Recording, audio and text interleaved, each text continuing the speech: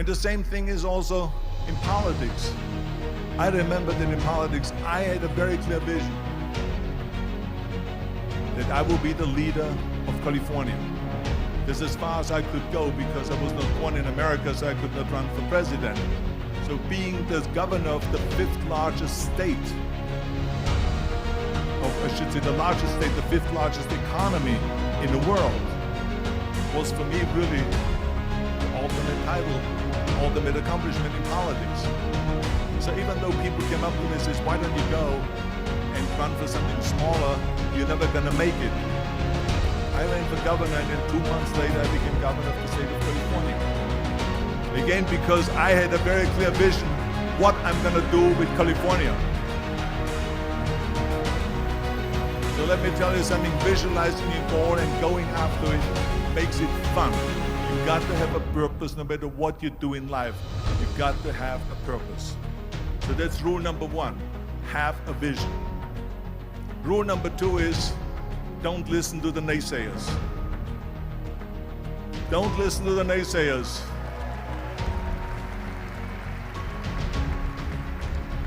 Everything I ever did, the thing that I heard out of people's mouth was, that's impossible. That can't be done. Or no. I remember when I wanted to be a bodybuilding champion, including my parents and everyone else around me, said this is impossible. When they become a ski champion, that's what they do in Austria, or bicycle champion, they do some track and field. You can't be a bodybuilding champion. That is exactly what I heard. Of course, I proved to the people that it can be done. So whenever someone said to me, it can't be done, I heard it can be done. When they said no, I heard yes. And when they said it's impossible, I heard it is possible. Because I am a strong believer.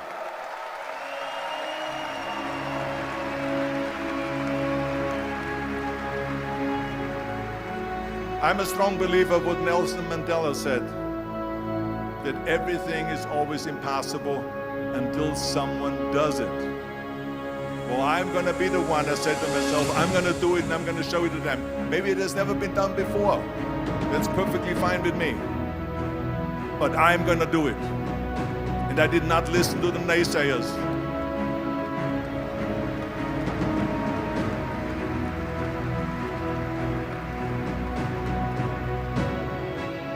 The same was also when I went into not just the bodybuilding visit, no, when I wanted to come to America. When I wanted to go to America, they said it's impossible. There's no money that you have to fly even over there. You have no money when you go over there to live. And what do you think, they're going to wait for you? They have plenty of big bodybuilders over there. It was all no, and it can't be done, it's impossible. And I remember that the same thing happened also when I went into the show business.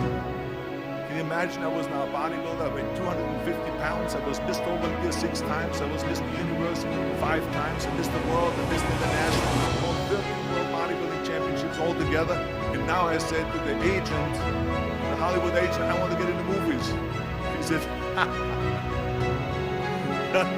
that's funny, Arnold. I asked a studio executive, I said, I want to get into movies. I want to be a leading man. He started laughing. So they all say it's impossible. I said, why is it impossible? He says, because look at how big you are. You weigh 250 pounds. Hercules bodies, muscular bodies weighing 20 years ago. 20 years ago they did Machista and they did all this Samson movies and Hercules movies and stuff like that, but not anymore. Arnold, this is the 70s. You know the sex symbols today? It's Al Pacino. He weighs 150 pounds. It's Dustin Hoffman. He weighs 146 pounds. And guess who else is a sex symbol? Woody Allen. So imagine they're telling me now that those are the new sex symbols. So therefore forget about it. And then they told me, this, and your accent, even if you reduce all your body weight and everything and have a normal body, your accent. I I said, your accent, I mean, it would go give people goosebumps. With the German accent, it will get people the creeps. They will get scared. He says, no one in Hollywood ever has become a leading man that had an accent. It doesn't happen. People in America want to hear their actors talk like John Wayne, or like Burt Reynolds, or like Clint Eastwood. Not like someone on Hogan's Heroes or something like that. Some Nazi movie.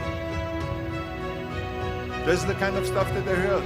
They said, no, you see, it's impossible. Plus your name. Your name, who can pronounce Schwarzenegger or something like that? No one can pronounce that, so forget about it, Arnold.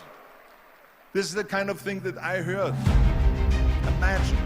You go from studio executive to studio executive, from agent to agent, from manager to manager, and they all said exactly the same thing. Now that's very encouraging, isn't it? But you know something? I didn't give a shit. I didn't.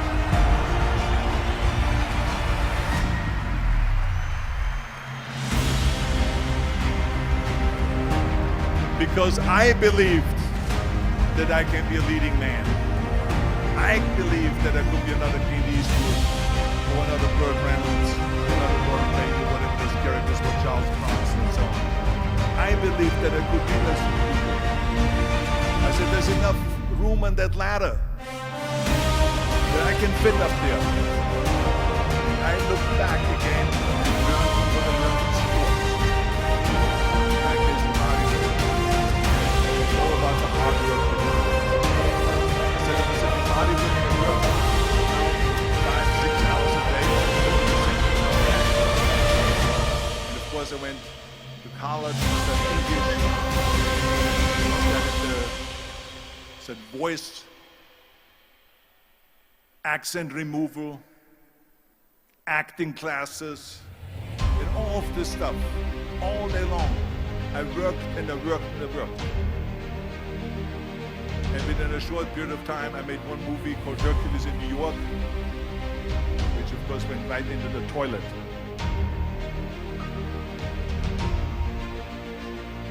But it didn't discourage me. I still had the same vision. And then all of a sudden I did Streets of San Francisco.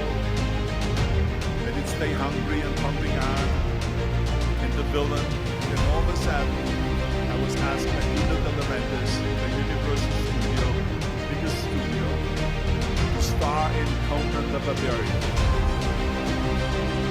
After I did Conan the Barbarian, the director at the press conference said to the press, he said to the press, if he wouldn't have had Arnold, he would have had to build one. So think about that.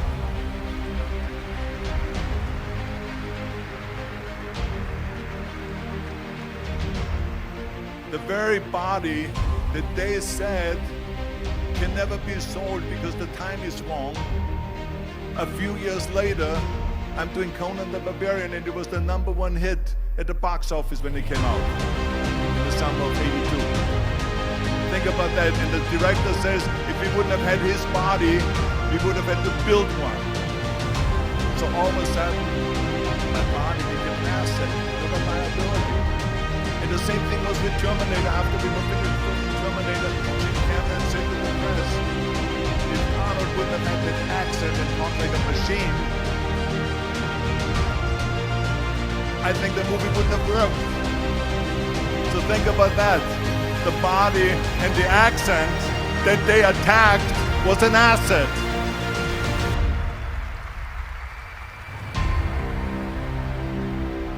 But I didn't listen to those losers. I didn't listen to them at all. Because that's exactly the way it was in politics again, when everyone said no, no, no, and it can't be done. And I became governor of California. And this is with everything like that. This is just the reality of it. It's just that you cannot listen to the naysayers. So it's a very important lesson for all of you. So when someone says, no, this is a stupid idea, you in your mind, you don't have to say it, but in your mind, just say this is fuck you, you're an asshole. What do you know?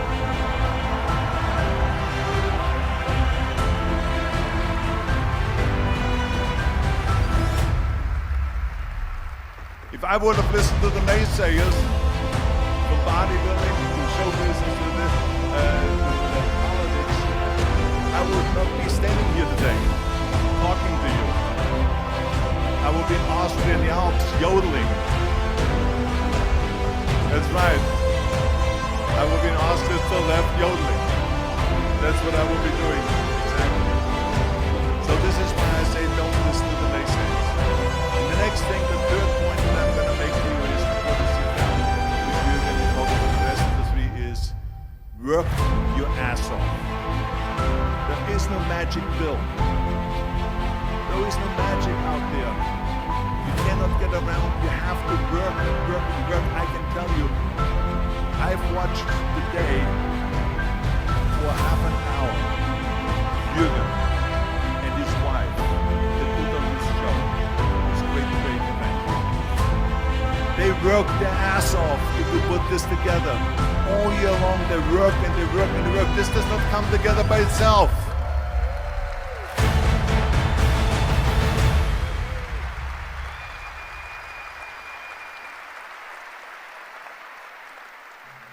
For half an hour they were running around and making phone calls and doing this and that and talking to their aides and make sure this is happening, make sure there's the water out there.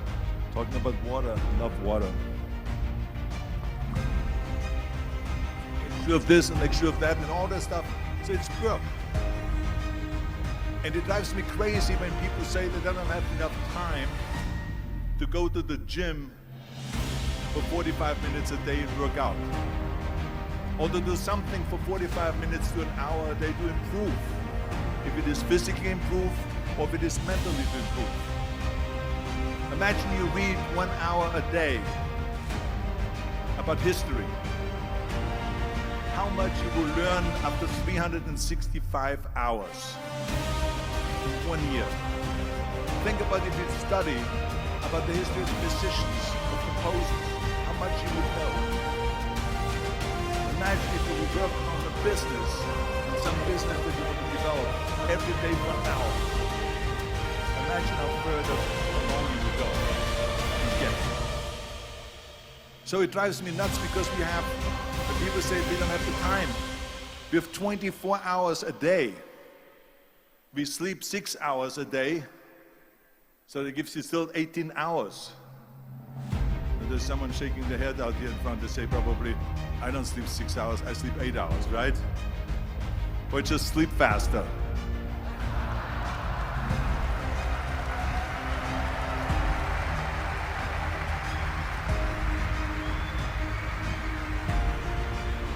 So we have 18 hours a day.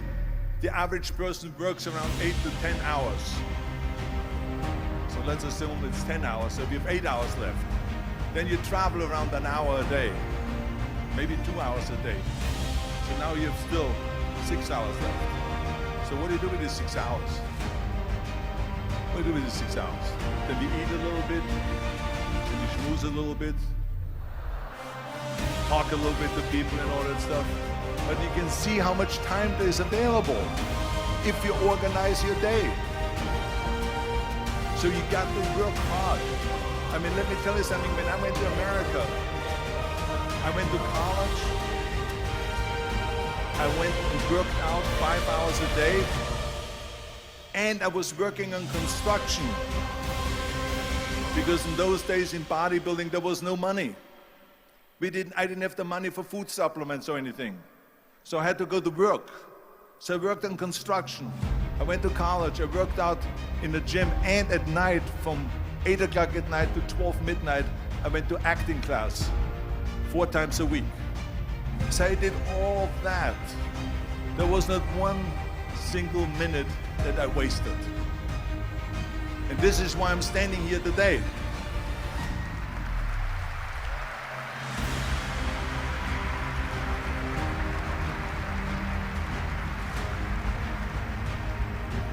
I became very friendly with Muhammad Ali in the 70s. And Muhammad Ali worked his butt off. And I saw it firsthand. And I remember that there was a sports writer that was there in the gym and he was working out and he was doing sit-ups. And they asked him, how many sit-ups do you do? And he said, I don't start counting until it hurts. Now think about that. He doesn't start counting his sit-ups until it feels pain. That's when he starts counting. That is working hard. And so you can't get around the hard work. It doesn't matter who it is. As a matter of fact, I believe what Ted Turner said. Work like hell and advertise.